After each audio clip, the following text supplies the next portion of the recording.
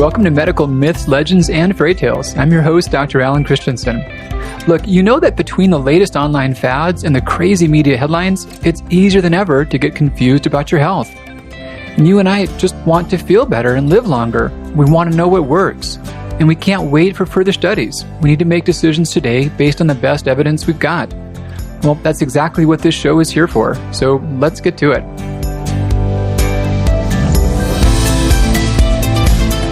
Hi there, this is Dr. Linda Kashaba from Integrative Health. Would you like some help with your thyroid? We would absolutely love to help you out. And guess what? We can even do remote care. Please call us today at 480-657-0003 to set up your first appointment. If you mention code podcast20, you will get 20% off from your first visit. That phone number again is 480-657-0003, and the code is podcast20. Can't wait to meet you. Hey, Dr. C here. So, do you have Lyme disease? Do you think you might? Do you have a lot of symptoms you haven't been able to explain? Could this be the culprit that's been holding you back for quite some time? I wanted to make sense out of this, and so I did a couple of episodes about it. And in this one, I talked to Dr. Tom Moorcroft. Tom's a dear friend. It was kind of a lucky thing that he also happens to be one of the world's Lyme experts. He's a osteopathic physician who practices in Connecticut, and he's had a focus on Lyme for quite some time now in his practice and also in his training of other physicians. He primarily treats people that have the most severe ongoing Lyme-related issues, and his focus is finding the real true causes behind their symptoms. I wanted to talk to Tom about some of the nuances about diagnosis and knowing who this could be relevant to. I think that a pitfall is that many people that don't likely have their symptoms being caused by Lyme can think that they do, and they may end up missing things that are important and doing a lot of other treatments that could be harmful for them. So please enjoy the discussion I had with Dr. Tom Moorcroft.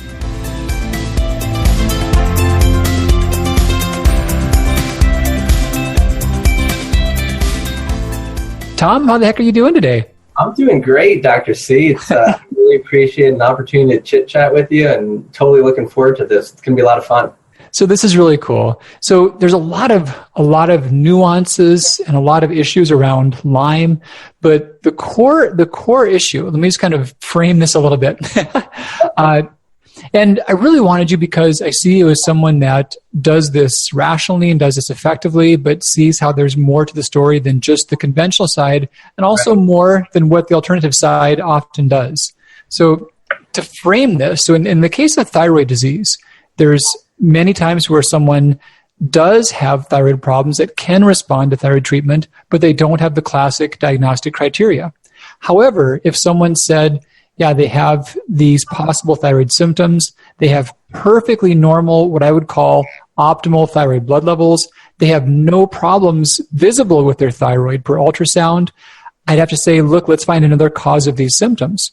Or if someone were on thyroid treatment already and they said, hey, I'm still not feeling well, and yet all the things that thyroid treatment should do was done, then I'd say, let's look elsewhere. Let's see why else you're not feeling well. Right. But my concern about Lyme is that there are those who argue that you can diagnose it solely based upon symptoms. And I get that there's times in which the tests can miss it, but the symptoms are ones that are vague. So where's the point in Lyme in which you'd say, nope, it's not that. You've got these symptoms, these could be Lyme symptoms, but because of XYZ, we've got to look at something else.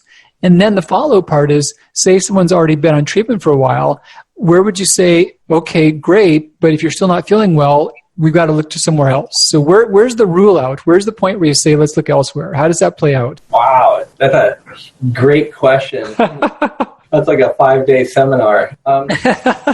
I think you framed it really well. I mean, we're kind of looking at it in like, it's almost like this all or nothing situation. And I mean, I think that, in acute Lyme disease, it's kind of like you have that situation where you have the acute symptoms, there may have been a tick bite, or you have this summer flu sort of onset, but it kind of hits the classic symptoms a lot. And, the biggest problem there is, do we treat it long enough, right? I mean, it's like most of us can identify it and kind of from the conventional perspective, a lot of times we're like, hey, you have the symptoms, let's start treatment, but let's also get the labs.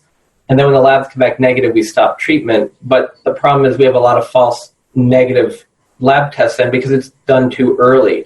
Right. So that's for first 30 days, right? So past the first 30 days, how common would you argue false negatives are? Well, they happen more frequently than we would like. And part of that is the longer you're sick, like let's just take like experimental animals because it's easy, you can look up the data and it's really easy to sort of figure that whole thing out. We're looking at a situation where the antibodies are going to go up and go down and go up and go down, irregardless of treatment or no treatment, right? So, I mean, that's kind of like one of the number one problems is antibodies change. And we know that the Lyme spirochete likes to hide in immune privileged places where the immune systems aren't really going to be able to go after it. So it's sort of like, typically in the maybe 1 to 3 or 4 month range is probably where our labs are really the best. Mm-hmm. Right. And then we go and we look further on, and that's where we run into some problems with our testing methods because we're looking for your immune system to be able to appropriately respond to having seen Lyme. But we know that Lyme is immunosuppressive, and we also know that Lyme likes to hide. And we see this in the animal models where, like let's say we did 4 months of infection and we take these animals that we artificially infected, then we treat them for 30 days with doxycycline.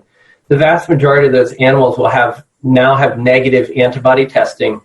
But if we sacrifice the animal and we do tissue studies, we find that 100% of the experimental animals have viable spirochetes in them.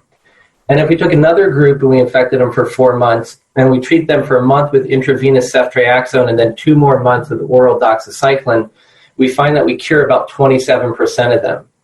Right? When we go do cure, meaning what exactly? Meaning there's no, they do not find viable spirochetes on tissue sampling. So, but are those viable spirochetes clinically significant?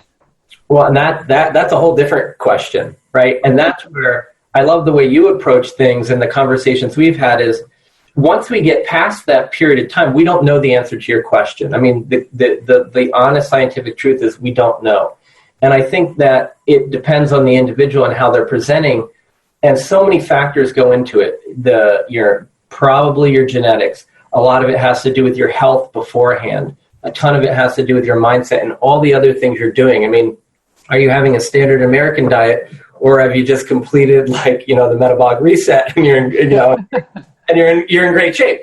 But it's really, and so when people come see me, I'm looking at them like a lot of people are like, hey, this is Dr. Tom Moorcroft. He's a Lyme expert, and I try to be really quick to correct them. And it's really not that I'm a Lyme expert. It's that I'm a physician who specializes in finding out what's wrong and helping you get better, achieving optimal health. In the case of most people that I'm working with, that's their goal. And I happen to have expertise in Lyme because I see a lot of it. So I go and I look at the person and I'm like, hey, is there a way to prioritize what their body's dealing with? So if number 1 is stress and number 2 is a bad diet, and number 3 might be their thyroid condition, and number 4 is Lyme disease, I could treat Lyme disease for the next century and I probably won't cure that person. Whereas if Lyme is number 1, then that's probably big bang for your buck. And I think some of the discussions that you and I have had is, I think the difference is I don't care what's number 1, right? Like I just want to know what it is. And a lot of my colleagues in this field I see are looking for that, but it's always the presupposition that Lyme is going to be number 1. And we beat that because we can't get rid of it. And I don't think the body is designed that way. I think the body needs their help in certain areas and it can do the rest of the work on its own. In a pitfall I see, I always think about things, if they're true, how do they play out in the extremes? And I've seen this happen to patients to where they have symptoms. They could be, fatigue, night sweat, sore throat, swollen glands, stiff neck, joint pain, muscle pain, nausea, concentration issues, dizziness. They've got some of the classic symptoms, which could be from other things too. And maybe they're even in an area to where the Lyme is not endemic. And maybe they never had a classic presentation. They never even had the obvious tick bite and fever and never had a positive CDC diagnosis. Maybe they never had any testing. And yet I've seen that people with just the symptom sets can be assumed to have Lyme and then given aggressive Lyme treatment. So Right. I see that as a real pitfall that, Yeah, and I mean, I find that also, like, a lot of people are jumping over the standard testing and going to super advanced or even untested testing approaches just to confirm their diagnosis. And I think that that's really bad science. I mean, I thought that, we want to confirm our diagnosis, but I'm still old school looking at sort of a null hypothesis. that's cool. Right? I'm trying to prove that you don't have Lyme disease, all day long. And if I'm unable to prove you don't have it, then I'll treat it. But at the same time, I think it's our responsibility to remind the patient that it's their health and they can do so much for themselves. I mean, if you want me to consider a diagnosis of chronic Lyme disease as a cause for your brain fog and your insomnia, but you're unwilling to stop, watching YouTube videos in your bedroom for hours, right? Or turn off your Wi-Fi at night, or change your diet in such a way that it stimulates proper, cortisol patterns during the day, and do the thing. So I really sort of partner with patients and say, like, look, this is a possibility, but we really need to look at what you can do as well. And the other part of testing I think that's really important is, like you mentioned, a lot of people haven't had a correct diagnostic workup. And one of the reasons that the Lyme test can be not so easily interpreted is maybe we haven't checked for some of the pathogens that are also contained, say, in the same tick. Like in a deer tick, you can get different species of Borrelia, like Borrelia miyamotoi. You can get Babesia duncani or Babesia microti anaplasma. We can even get Powassan virus. And I find a lot of people are finding if I do a proper test, we actually find out that they actually have a different infection, and then they are often treated differently, right? And so I think it's important to look at all those things, because most commonly when people come see me, I repeat basic labs that every infectious disease doctor and every primary care internist, naturopath, MD, DO, APRN, whomever can interpret, and we oftentimes get the diagnosis by following the book, and the book isn't perfect because we have an immune system that we're testing, but at the same time, we need to look for, like, to me, we have a differential diagnosis, right? I mean, that's what we do in medicine. And when the differential diagnosis is Lyme disease and babesiosis and nothing else, differential diagnosis.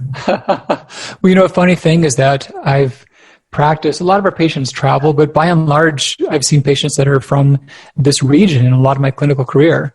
And you've been in a different part of the country, and Lyme is quite different there. So in the non-endemic areas, how likely would it be that someone without a classic exposure would be Lyme negative but have a co-infection? Is that a plausible scenario or a common scenario? Or I think it's less. I mean, when we look at the CDC maps, we see Lyme is reported in pretty much all states except Hawaii. But a lot of the, 95% of it is sort of the upper Midwest and the Northeast. So, I mean, you have to, it's with any discussion I have, it's like, what's your exposure risk?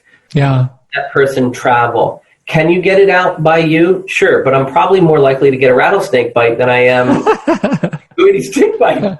It's funny. I crunched some numbers on those things. So I pulled together California, Arizona, and Montana, just as far as like some areas that are non-endemic. And I put together the population size and the number of cases, because they've not had 0 cases, but Arizona, for example, has had 18 cases in the last, I think it was last several years. I forgot the exact number of years, but that was out of 7 million people. So in those non-endemic states, combining those, that ended up being like 106 cases out of 48 million people in the population. So it was like, 1 per, and that's for Lyme. It's not saying the co-infections, but it was likelihood of 1 per 452,000 for those 3 states on an average. Yeah. And there's a lot of discussion. I love when we chat because you go to the science, right? And I mean, granted, the Institute of Medicine, I think it was 2009, said that 9% of what we do in medicine has excellent evidence. Another 10% has good evidence, and then 81% is art. Wow. but our art should be based on the best science we have, not just on freelance artistry, and it's like, oh, this sounds good. And A lot of times when I talk to people, it's like, well, what are the classic symptoms of Lyme? And I mean, unfortunately, we've called it the next great imitator because, like syphilis, the original great imitator, it does, like you mentioned earlier, mimic a lot of different things. But there are there's a couple of little keys, and one of the most specific things for Lyme disease is migratory joint pain. So most of the situations we have that cause joint pain are going to cause joint pain either really diffusely or in specific joints. And it's not going to travel around the body in this weird pattern. And so when people have done like questionnaires of patients and sort of tried to validate them with objective testing measures, they found that migratory joint pain is a really key piece of the diagnosis of Lyme. Maybe not exclusive, but it's certainly way higher than all these other nondescript symptoms. And things I've seen is also even people will talk about like migratory like neuropathy. So they'll have numbness and tingling that's in different places. Sometimes it's in the same place, but sometimes it's different. And also we have a lot of unilateral symptoms in people, particularly with Lyme and or Bartonella infections. So it's like it's like the right third of their body. I mean, that's kind of, so these things that just don't make sense. But, things like brain fog and nausea, and I'm just kind of generally achy. I mean, there's so many different things. And, the thing I always wish for people is to find out what the cause is. And that's really the big thing is like and I'll see people where I start treating them for Lyme and I'm dead set. I'm like, man, that is the right diagnosis. But I was taught in, all of my training and not to close my differential. And maybe what I find out is I started doing treatment and then I got some additional information and now I need to change my diagnosis. And I'm wed to my patients getting better. Right. So rather than, not having Lyme. But one of the complexities is we are seeing it in a lot of other places and we're getting, some people are getting DNA, definitive answers that they found part of the organism and we're wondering how they're getting it, and with the habitat changes and migratory bird patterns being disrupted. I know somebody who had a case in Oklahoma a year or two ago where nobody believed that it was true, but the patient who got bit had a bullseye rash. They had the tick, they had the blood test, everything tested positive, and they came to the conclusion it must have been from a migratory bird.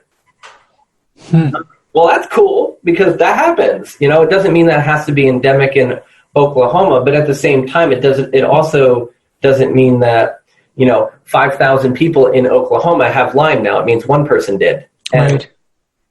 So it's hard, and people get wed to the diagnosis, and I try to get them to tell me what the symptoms are so we can find out what's wrong. So in terms of that rule out that I started the conversation with, would you say that within a time frame of 1 to 4 months, that CDC criteria can be an adequate rule out for most people? Well, the testing is a tough one, and I mean, my honest feeling about the whole situation is that we need to find better testing. But when they did meta-analysis of the CDC two-tiered testing strategy, they find that it's about 56% sensitive. Stated another way, we miss 44% of true positives, or 88 out of 200 people with Lyme get missed with that criteria. Now that's after the 30 days we're talking about. Yeah, and the problem is that was designed for research, right? That was epidemiological research criteria, and up until at least a year and a half ago, and I haven't checked back to look, the CDC on their website said this is for research purposes only, not clinical data or clinical diagnosis. But I always go back to it's like when I was a resident, we would have these things we would call soft admissions. And so we would admit people because we didn't have a good idea of how to send them home safely, but there was no reason to keep them in the hospital. So then we would keep them for a day or two, and we thought we'd send them home, and lo and behold, something would come up. And then, a month later, they're still there, and we have no way to send them home because we admitted them when they didn't have any admission criteria. So now we have no criteria to discharge them. Wow. One of the things I always look at is well, how much does it look like Lyme? How much does it look like a co-infection? And if I'm saying I've done my best to rule out all the other potential causes, and I'm going to pursue a therapeutic trial of treatment, primarily as at that point, potentially as a diagnostic trial. What are my criteria for entering into this empiric treatment? And then therefore, what would be my discharge criteria? So if it is this migratory joint pain as an example, and I treat them for 4 weeks with whatever protocol, antibiotics, herbs, what have you, and they're starting to see changes, meaning for maybe in the first week or two, I see if their symptoms get a little worse, which is typical in Lyme treatment, but then they start to gradually return to baseline and they look like they're on their way to improvement. That certainly, suggests to me that maybe I'm on the right course and I might treat them for another month or two and then reassess. But if I treat them for a month or maybe even call it 2 months and their joint pains have done nothing, maybe I need to reassess my original diagnosis. And maybe I think there's a co-infection. I might change the treatment once. But then after that, it's like if nothing is happening, maybe that's not the right answer. I've had a few people in my career where, based on their labs and their presentation, especially children with autoimmune encephalitis picture, where I've treated them for like 6 months and I'm getting just minor changes. And then at 10 months, everything improves. But I would honestly, that is something that's much less common. It's more like you have to see that for every treatment change I make, do I see a clinical change with that's consistent? And I think you need to work within that so that you're doing the best for your patients. And one of my colleagues locally, he's like, I'm going to give you this for 2 months. If that doesn't work, I'm going to change it for 2 months. And if not, then I'm going to pursue a different course of therapy. And but I think that giving them 4 to 6 weeks, 8 weeks of a treatment, if it works, great. If it doesn't work, maybe change a little. And then you have to really seriously reassess at that point.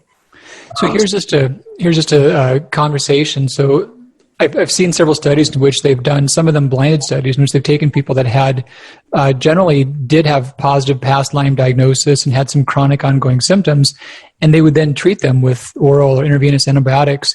And by and large, in group studies, there's no clear treatment outcome. There's no real consistent response to treatment. So it goes back to, even if you sidestep the debate of whether they still have Lyme, the studies I've seen don't seem to suggest that antimicrobial treatments are helpful in people in these circumstances. Is there something different you'd say about that? Or? Well, I think when you look at those studies and you look at there's a couple things that jump out because the working groups that I've been on, including with the International Lyme Associated Diseases Lyme Fundamentals Group, we're all about being evidence-based. And we've really looked at those studies. And for the same reason I think we're having this conversation is we want to advance medicine and help patients get the right outcome and get the right diagnosis so they can get this right outcome. And what we see in there is in subgroups, things like fatigue and brain fog do get better, sometimes temporarily and sometimes, meaning they discontinue the treatment after, say, 4 or 6 weeks, but then, later on down the road, like 6 months, it's returned. But the other part of that is they're very limited in the antibiotics that they're using. They're using like ceftriaxone or doxycycline. Like they're not really looking at the width and breadth of the different treatments you can use for Lyme disease. But it's a huge problem that you bring up is these studies are not showing a consistent outcome. We do have subsets that do get better, but the question really, how do we apply this to a broader population? And, or do we need 100% individualized treatment, which then suggests that maybe it's not from one organism or even 2 or 3. So it's complex. And in my experience, what I've seen is most of my patients don't get better exclusively on antimicrobial medications, particularly the antibiotics. It's finding out what else is going on.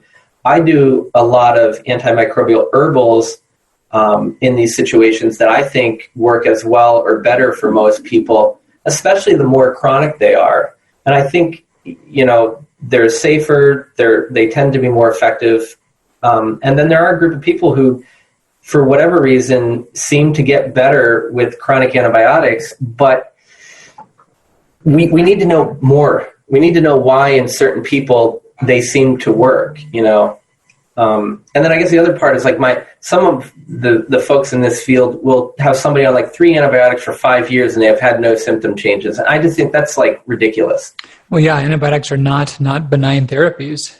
No, not at all. But at the same time, I've seen people come in with like food sensitivities, like lots of them that more to me look like leaky gut. I give them, they have other symptoms consistent with Lyme. Their lab tests are sort of maybe what I would consider borderline. They don't meet CDC criteria, but they're strongly suspicious. And I treat them with a single antibiotic and a probiotic for 6 months. We come off of everything and they can't have dairy and gluten, but all their other food sensitivities have gone away, both to their functional experience of eating those foods and on blood testing. So, antibiotics can be helpful, but it's just this long-term without a change. I've certainly had people on antibiotics longer than I would ever have dreamed of using. And I'm like, I feel like I'm treating tuberculosis or brucellosis or something at this point where a year or 18 months of treatment is not unheard of. But, it's like a smaller group of people, but they have to be, for me personally, they have to consistently show improvements on a regular basis. So their trajectory needs to be up, up, up. Otherwise, why are we exposing you to these potentially toxic chemicals? So the second half of my question about those who are on chronic treatment, when would you punt? When would you look at other options? So I think you're saying that, one big answer would be those who are just not responding. Those who are seeing no change within a reasonable time frame. Would that be accurate? Or? Yeah, I would say so.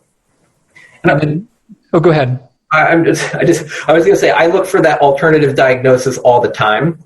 But yes, definitely in that situation where you're not seeing the changes you would be expecting to see.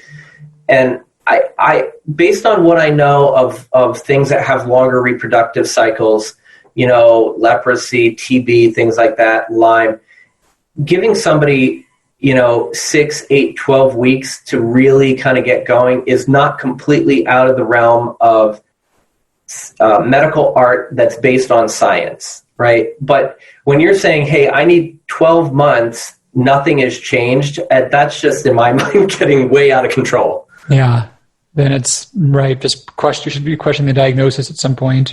Yeah, absolutely. And then so for that first part, so the person who's not been diagnosed, but they've got some classic symptoms, and let's say an extreme case to where they're not from an endemic area, they do not fit the 2-tier diagnosis. At what point would you tell them you're barking up the wrong tree? Got to look elsewhere. Maybe there's not any obvious other answers that are showing up, but at what point would you say this is probably not Lyme? Well, I think that, like you said, it's got to be one of these situations where you've actually looked at the other causes. And things that would be realistic for them to be exposed to. Because most commonly when people come into my office and they say, I've looked at everything,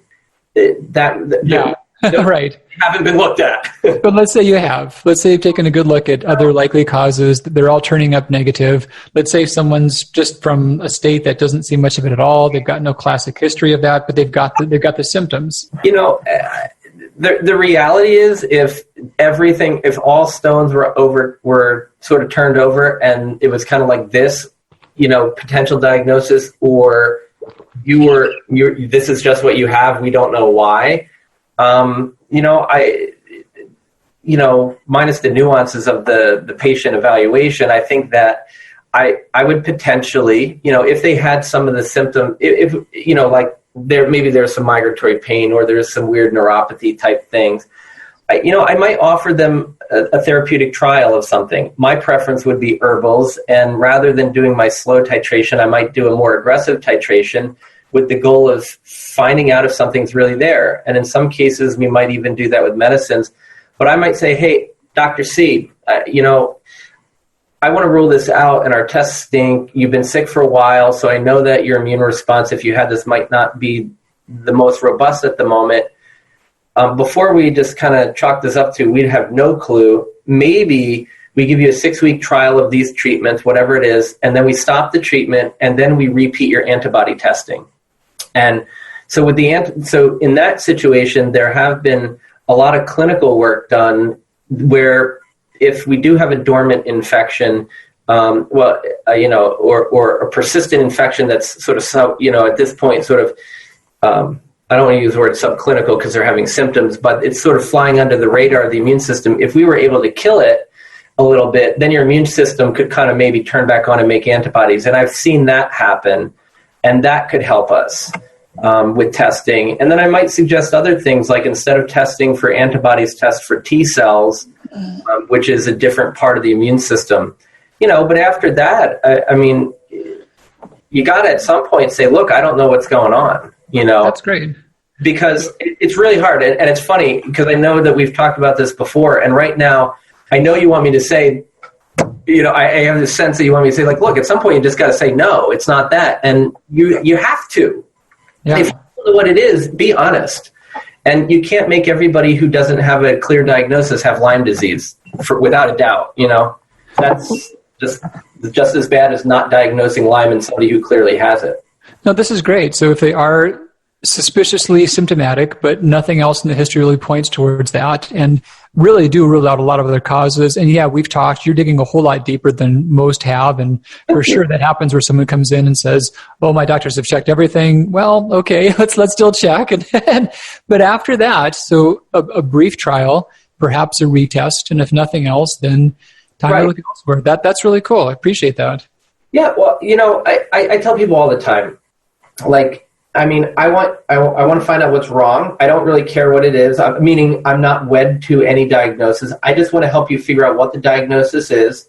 If it's a diagnosis I can help you with, great. If not, I want to help refer you to a person who can help you. And at the same time, I'm going to treat you the way I would treat my wife, my mom, my daughter, my brothers, like the way I would treat you or your family members. It's like I just treat them like they're loved family members, and I want my family to get the honest answer, even if that's not the answer they want to hear, because we need to look into it. And part of the thing, even with chronic Lyme, people are like, well, I don't want to do this thing, or, I should have this surgical procedure, but it's my Lyme acting up. I'm like, that's nonsense in most cases.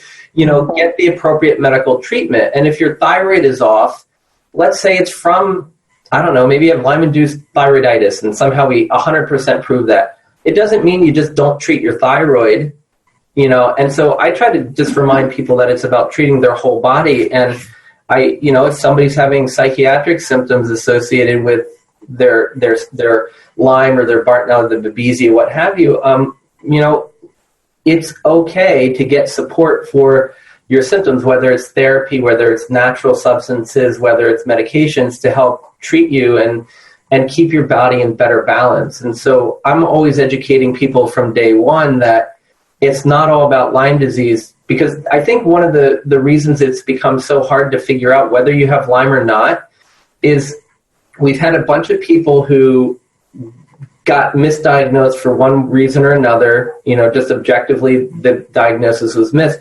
And then they had a tough time. But then it's like we have all these other people outside of that who haven't gotten the proper diagnoses, but they're like, hey, I got Lyme, and we're on the support groups online. And we just all get built into, Lyme answers my questions, and Lyme is not treatable. So now I don't have to do anything. I can just kind of get into the suffering of Lyme. And I just think it's a bad place to be. And I think we need to change the whole conversation, to a conversation about health and personal empowerment, so that we're going to our doctors and telling them what our symptoms are and say, please, can you check for Lyme too? Because like I've seen family, I saw someone from Ohio, her and her family came in, they had great response, they got better, sent her sister up from Florida, and her sister comes up with her son, and her son, I was treating them, they were seeing good progress, and then she said, hey, my husband went to his primary, and he's like, he's got brain fog and fatigue, and joint pain of like 6 or 9 months. And he said, so, they talked to him about Lyme, and the guy's like, you don't have Lyme disease. Ran the test, doesn't have Lyme. And the guy comes in, and I said, wow, it sounds like your symptoms are, maybe associated with Lyme, but also there is, I'm like, what other testing has been done? He's like, well, they did the Lyme test. I'm like, really? That's it? So I did the normal workup, including some thyroid functions, and his TSH came back at 97. Oh, geez. And I'm like, so this guy just flew up from Florida to see a Lyme specialist in Connecticut. And I'm like, hey, you have hypothyroidism. And by the way, your Lyme test is negative. That's hilarious. It's awesome. And so it's like, because, I meet some of these docs in public and they're like, oh, you diagnose everybody with Lyme. I'm like, no, I find out what the hell's wrong with them. He would fly up to Florida for 2 years before he found another doctor he could trust. Wow. And that's tough. And I just really appreciate your time and appreciate you as a referral. Recently I had a close friend that had questions about Lyme, had a classic sign of a bite and symptoms afterwards. And I said, yeah, go see Dr. Tom. I can read on these things, but he's been in the trenches on this for a long time and I trust him. So yeah, you're my go-to on this. And listeners, originsofhealth.com, Dr. Tom Moorcroft, how you can reach out. If this has been a struggle for you sorting out Lyme, I couldn't recommend Dr. Tom highly enough to you. So yeah, any closing words you would have for our listeners about just what they could anticipate if they can plausibly regain their health back from this?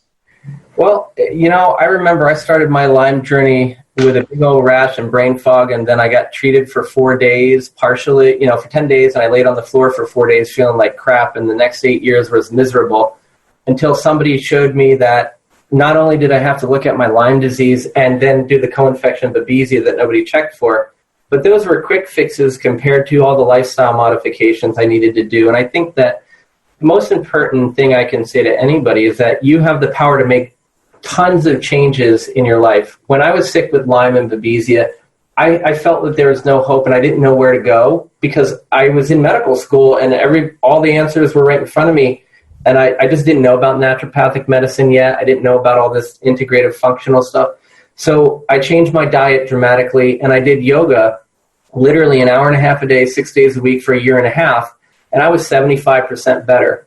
Wow. Just know what I could do. So it makes it a lot easier if you do. 75% of how crappy I was feeling, I had total control over. So don't give up hope and realize that you can drive so much of your healing. And then when I got to a doctor who could come up with the medical diagnosis, my body was ready to heal because I had done all that homework. So that's really cool. Yeah. So you can do it. Your body has the ability to heal itself, but it's your responsibility to provide it with the raw materials, including the nutrition, the exercise, and the sleep that's required to heal. That's cool. So you guys heard that right there from the expert, Dr. Moorcroft. Thank you so much. And listeners, thank you for being with me here for another episode. And I'll see you again real soon. Bye-bye. Bye-bye. Thanks, Dr. C.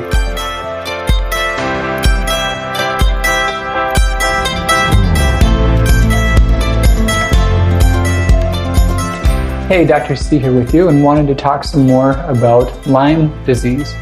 Had a really good discussion with Dr. Moorcroft. Good guy, super bright and does a great job, and dear friend, and definitely who I refer to for those that have had Lyme.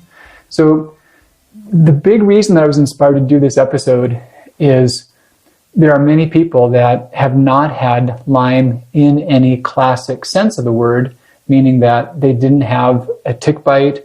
They might not even live in an area where Lyme is endemic. They didn't have a bullseye rash, the fever, but yet they have vague, persistent symptoms.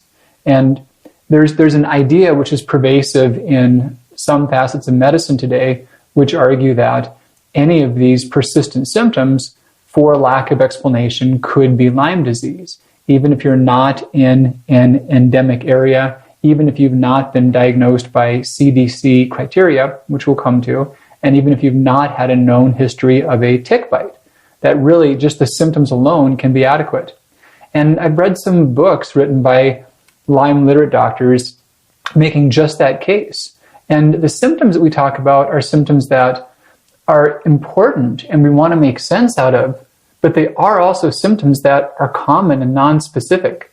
So the classic list is things like fatigue, night sweats, sore throat, swollen gland, stiff neck, joint pain, muscle pains, palpitations, abdominal pain, nausea, diarrhea, sleep disturbances, poor concentration, irritability, depression, backache, dizziness, headaches.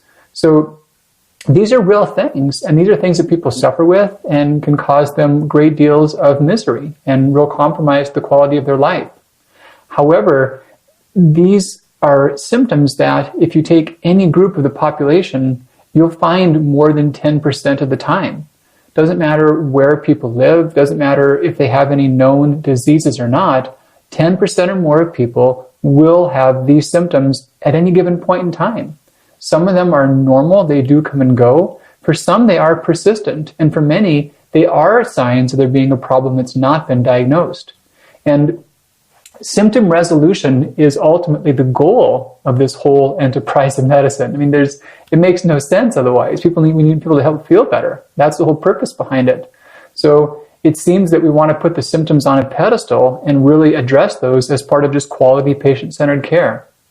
But the pitfall about the approach is that the symptoms are indicators, but they're not guidelines. So they're like a light on the dashboard, but they're not GPS directions. We can't say based upon these symptoms, this is what is wrong. We can say based on these symptoms, something is wrong, and we want to help. We want to sort out what that is. And we want to connect people with treatments that are safe and effective, and will move them to a better arc of health. The symptoms are clear indicators that there's some level of distress. But the symptoms are not enough to say, here's what you should do. And that's the pitfall that I see happen. I see many argue that if these symptoms are there and there's not a just obvious explanation for it, then Lyme disease is a plausible culprit. And then if Lyme disease is the culprit, it seems logical to think that antimicrobial treatment, meaning antibiotics, whether conventional or herbal, that they should help with these issues. And the other facet to this is there are a lot of tests in the Lyme literate world that are used with the argument that the conventional testing is erroneous a good percent of the time. I followed up on the references that I've been sent and also ones I can find. The conventional testing does have a lot of pitfalls. However, those pitfalls are largely relegated to the first 30 days of illness. So when you first get exposure to Lyme, that first month, the antibodies may not be mature or stable, and there's a substantial rate of false negatives, upwards of 40%, as was mentioned. But once you're past that window, following the two-tier process as it's set out, the false negative rate is somewhere well below 1%. And the first test is the enzyme immunoassay or the immunofluorescence assay. And if that's equivocal and there's symptoms there, then you'd think about doing an IgM and a Western blot assay. If the symptoms show up after 30 days, you can go straight to the IgG Western blot. If that initial test is negative, we think about something else. And that protocol has been really well studied. And there are known false negatives that are substantial in that first 30 days, but afterwards, they're pretty low. They're not zero, but they're rather low. And one quick example, some of the alternative tests will do things like measure Lyme DNA, or they'll talk about certain bands, certain antibody bands that are considered not relevant to diagnosis by CDC criteria. And actually, there was a lot of discussion about the 31 kilodalton epitope test, also known as the OSPA test. And many in the alternative world have argued that this one needs to be included, and the CDC criteria have left it out. Well, it was studied pretty well, and the reason it's excluded is because it's not consistently predictive of Lyme versus showing up positive in controls. People that don't have Lyme, they exist, they still have a high rate of positive for the 31 kilodalton band. And the other issue with it is that it can't be differentiated from the 41 band. And the 41 band is one that is almost exactly the same between people who are infected and those who are controls. So there's a lot of reasons that one was thrown out, but these are the kind of things that are done in alternative Lyme diagnosis. And if you allow in diagnosis only by symptoms or diagnosis by testing methods, such as a 31 kilodalton epitope test, you could find most everyone show up positive, whether they actually have Lyme or not. With Lyme DNA studies and looking for Lyme amplification, the pitfall about that is there are many benign organisms that can cause false positives for it, and also there's no known clinical relevance of Lyme being present in the absence of Lyme antibodies. So CDC criteria are looking at Lyme antibodies. And by and large with infectious disease, the idea is that we are affected, we get symptomatic relative to the degree to which we're mounting an immune response against an infection. infections that don't trigger an immune response don't have significant effects as far as causing symptoms. So even if we had some latent speck of Lyme somewhere, but we weren't generating antibodies to it, we wouldn't expect to cause symptoms from that. And that came up with my discussion with Dr. Moorcroft as well. He argued that those that may have latent infection may feel more symptomatic as it surfaces. So it's less apt to trigger infection when it's dormant. And then the final question is, so far it's been a big debate as to whether or not someone does or does not have Lyme. Well, what if we just ignore that? What if we say, let's not even worry about that part. Let's just say, if these people have these symptoms, let's take it at face value. Let's give them treatments that should eradicate Lyme. Let's do aggressive treatment. Let's do simple treatment. And let's do it in a blinded fashion so they don't know if they're on antimicrobial treatment or a placebo. And this has been done many times. There's been a lot of big studies like this.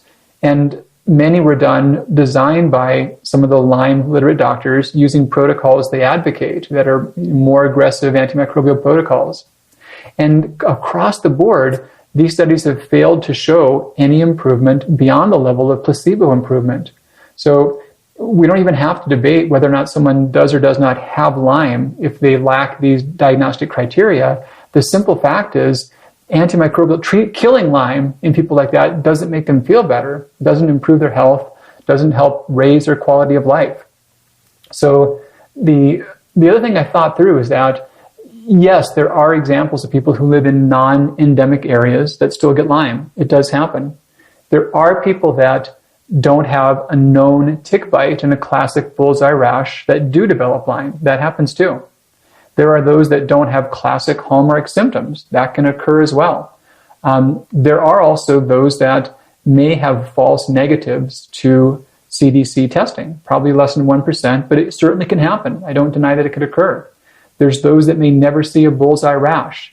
Now, if you throw all those things together, you could make an argument that someone who didn't clearly have Lyme, didn't have a rash, failed to meet CDC criteria, doesn't live somewhere where Lyme is common, still could have it. And yes, that is true. However, each one of those steps are numerical levels of improbability that you would need to add together. So in the first case, about being in a non-endemic area, like say California, Arizona. So I did some simple math and I chose 3 non-endemic states, California, Arizona, and Montana. And they've all had cases of Lyme. It does happen. California has had 84 cases in the course of a year.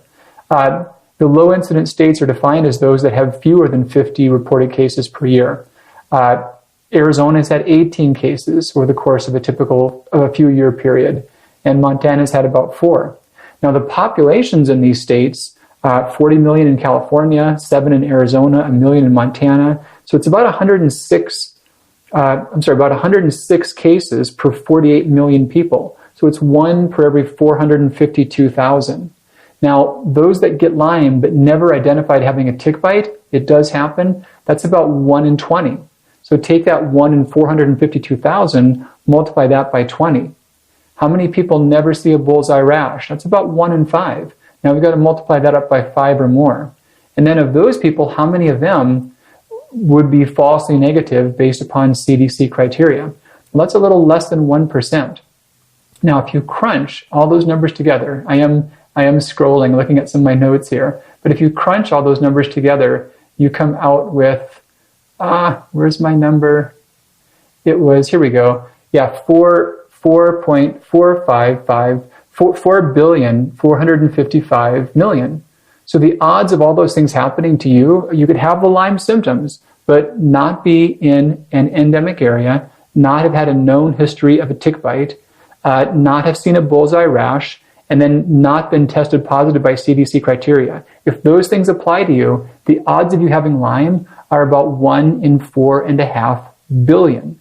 So billion with a B. So it's not impossible. I remember one of my favorite movies was Dumb and Dumber. That's a little revealing, I guess, about the kind of humor I enjoy. But I remember Jim Carrey was speaking with Mary, the gal who was his love interest. And finally, he just put it out there, what are the odds of a guy like me ending up with a girl like you? And she looked at him pretty apprehensively, said, well, maybe about 1 in a million? And the line was, so you're telling me there's a chance. So I'm telling you there's a chance. It is possible that you could have no facets of Lyme likelihood and still have Lyme. It's possible. But we're talking 1 in 4.5 billion. Now, the odds of getting struck by lightning, which we always use as an example of something that's highly improbable, are about 1 in 700,000. So let me quickly get close on some mental math. So you got to multiply that by 1,000, 10. So you're about 10,000 times more likely to get struck by lightning than you are to have Lyme in the absence of those types of situations. And I wanted to talk about this because I've seen a lot of patients that are in that exact scenario. They never had classic Lyme exposure. They never had a tick bite. They never had a bullseye rash. They're not diagnosed by CDC criteria, but they're told that Lyme is the cause of their symptoms. And they're given long courses of antimicrobials. Now, if we were talking about a recommendation of a high fruit and high vegetable diet, if they were told to eat a lot of vegetables and get a lot of sleep, I probably wouldn't be raising a ruckus because that's going to help them anyway. And most other things that could cause those symptoms might improve. pH diets, the idea of your diet changing your body's deep inside pH, not so much true. However, all the pH diet recommendations are recommendations that are good anyway. You're better off eating more vegetables and less processed foods, so I don't get upset about that. But this is something to where the treatments are not benign. It's not harmless to take a year's worth of antibiotics. And I've seen that devastate people's health. I've seen people have immunocompromised, kidney damage, liver damage, other problems from that. And whatever it was they had wrong before that was conflated and thought to be Lyme when it wasn't, it sure the heck didn't get better because their body had more stressors to deal with. So that's my thing. Tom had a story about someone that had obvious thyroid disease that was shuttled off to him for Lyme treatment, and that's the real pitfall. So yeah, there's just two the symptoms alone or the Lyme literate world diagnostic criteria are just too weak. They do not rule out enough. Anyone that has any symptoms, and even if you do those tests or not, you could be diagnosed with it and put on just prolonged courses of treatment. And I did put together a really good flow chart too, and I'm going to just walk through this with you. I'll get a copy of this on the show notes so you can see this yourself and think this through. But all the things that I've read on Lyme, I've read a lot of Lyme literate books. I've read a lot of books opposing that. I've read tons of primary research. I've talked to Tom, talked to others, talked to doctors on both sides of this. And stirring it all together, I put together this flow chart. And so first off, if you're even thinking about this stuff, you probably have some of those symptoms, or else you'd be out doing something else. It wouldn't be relevant to you. So again, fatigue, night sweats, sore throat, swollen glands, stiff neck, arthralgia, joint pain, muscle pain, palpitations, abdominal pain, nausea, diarrhea, sleep disturbance, poor concentration, irritability, depression, back pain, headache, or dizziness. One quick point about the wandering joint pain as being a more specific symptom for Lyme. We call that pathognomonic. Some symptoms are highly specific to a particular condition and are unlikely to occur otherwise. That may be more probable than some of these ones that I mentioned, but really it's not one that is pathognomonic. We see wandering joint pain and wandering nerve pain with many other conditions, including all types of arthritises. Lupus can do that. Neuritis itself from diabetes or from anxiety can cause wandering location nerve pain. Of course, MS can do that as well. But it does happen in many other conditions. So if someone does have wandering joint pain, that's worth thinking about, but it doesn't mean we would skip all the other steps of relevant diagnosis. Okay? So this is now talking to someone that has possible Lyme symptoms. That's the first thought here. Now, did they have a history of full-on Lyme disease with positive CDC criteria diagnosis? If they did, and they're still symptomatic, the first question is, were they treated? Did they have any initial course of treatment? Many did not. If they didn't, that's the first course of action. And the other thought is time frame. So you think about at least 30 to 90 days to see symptoms resolve. So if you're several months out and you're symptomatic, then we can have this discussion. So yeah, if there clearly was Lyme disease, there wasn't any initial treatment, initial treatment is great. And just conventional first line course of antimicrobials is reasonable. Now, if that was done and symptoms are persisting, then it's reasonable to consider a second course of treatment that's a little more prolonged, say an 8-week course of treatment.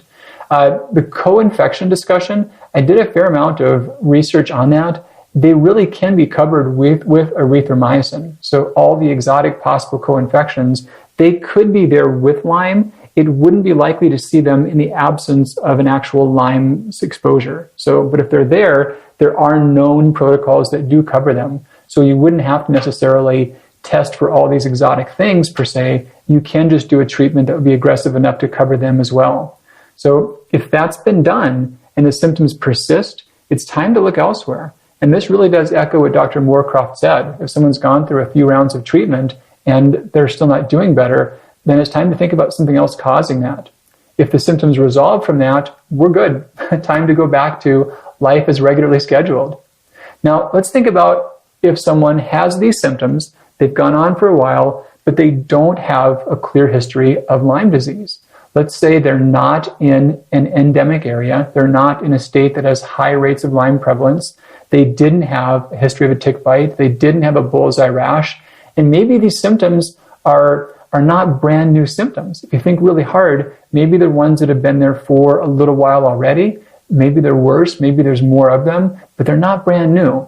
In a scenario like that, straight to seek alternate diagnosis. It's right away a matter of thinking about what else could cause this.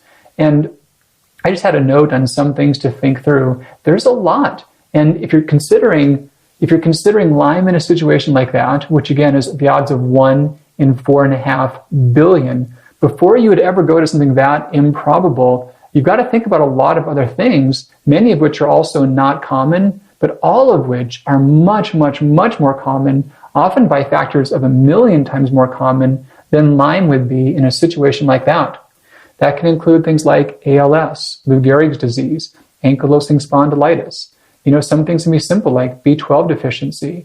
We could also see Bell's palsy, chronic fatigue syndrome, dementia, depression, diabetes, fibromyalgia, neurologic manifestations of celiac disease, Horner's syndrome, IBS, lead poisoning, leptospirosis, hidden liver disease, Lou Gehrig's disease, Meniere's disease.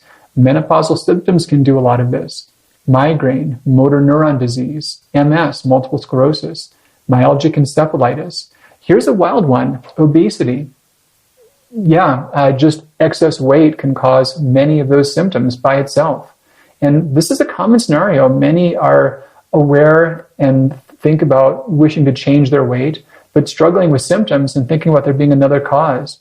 But obesity alone can cause joint pain, digestive symptoms, fatigue, brain fog, many of these other symptoms. And it's so important to be aware of that, because if that's there, if someone's not at what's a healthy weight for them, that may be the whole explanation right there by itself. Also anemias, polymyalgia rheumatica, many types of relapsing fevers, Raynaud's syndrome, rheumatoid arthritis, Susac syndrome, syphilis, tendinitis, tension headaches, vasculitis, many viral illnesses, sleep apnea, narcolepsy, medication side effects, uncontrolled cardiopulmonary or endocrine disorders, hidden malignancies, active drug abuse or alcoholism last few years. So these are all things that could do that. And this is a super abbreviated list. There are literally tens of thousands of other conditions that could cause these symptoms that are all much more probable than the 1 in a 4.5 billion chance of having Lyme in a situation like that. So if you don't have CDC diagnosis, you're not in an endemic area, you didn't have a tick bite, you didn't have a bullseye rash, these aren't brand new emergent symptoms, got to think about something else just so you can really get better. You want to feel better, and I want you to as well. But if you treat something that's not the real cause of that, you're going to miss what is the real cause, and you're going to stress out your body in ways that won't be helpful. And it's easy to have false starts. You might feel better from that at first, from expectations or from the natural cycle of symptoms.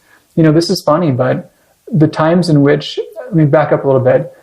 If you have some chronic symptoms, they're almost never perfectly identical all day, every day, right? Let's say that, 10 is feeling your best and 1 is your worst, and maybe you're at 2 or 3 or 4 or 5. I hope that's not true, but if you're fluctuating like that, you're almost always fluctuating. And if 2 is the worst part of that fluctuation, that's when you're really apt to do something. You're going to try to go on a new diet. You're going to seek out some new treatment. You'll start some supplements. You'll see a new doctor. You're more apt to do things when you're at that low point of the cycle. Now, let's say you're within this level of fluctuation, and let's just say that nothing changed but your own normal fluctuations. If you do something at that low point, what's the most likely scenario for your fluctuations afterward? Well, because that's the low point of the variation, you're probably going to go back up again. This is classic like the stock market. The savvy investors know that when the stock market's at an all-time low, that's when you want to invest.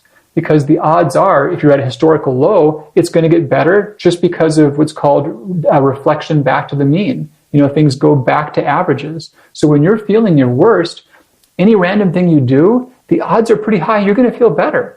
Not because of whatever random thing happened, but just because that's the fluctuation back to the mean. And even if better isn't perfect, it might feel like a false start.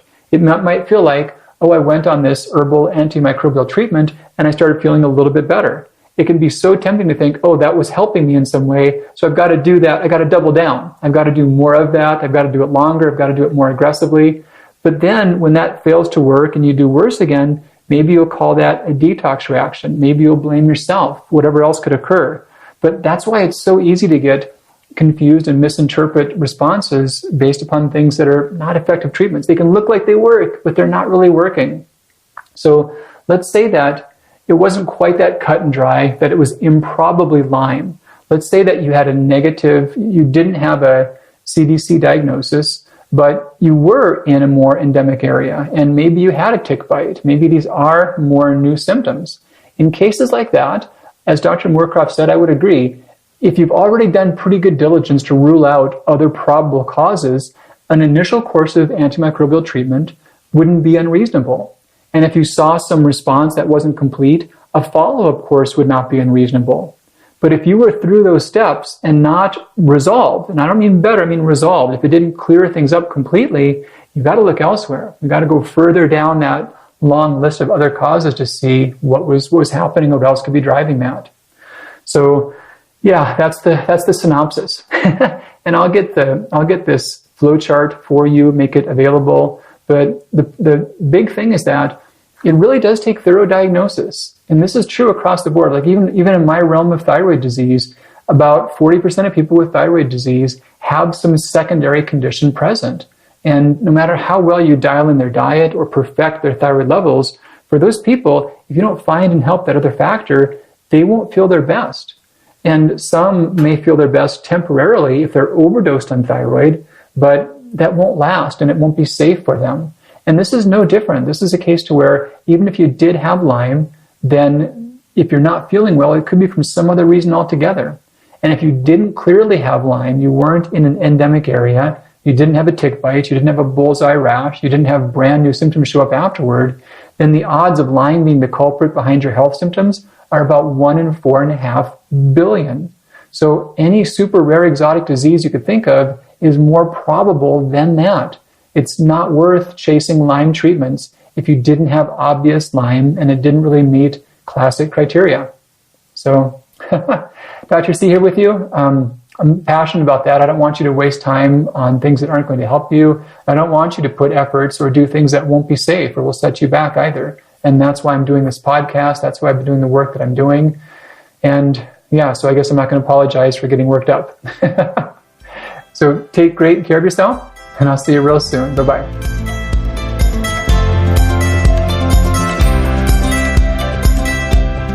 Hey, Dr. Christensen here. Thanks so much for joining me for another episode. Is there a topic you'd like me to cover? I'd love to hear from you. Just go to Dr. Alan Christensen on Facebook or Instagram, write your question, and use the hashtag #MedicalMyths. Did you find this show helpful? If so, please take a minute and leave us a rating on iTunes so that others can know. Thanks much. I'll be back with you real soon. Bye-bye.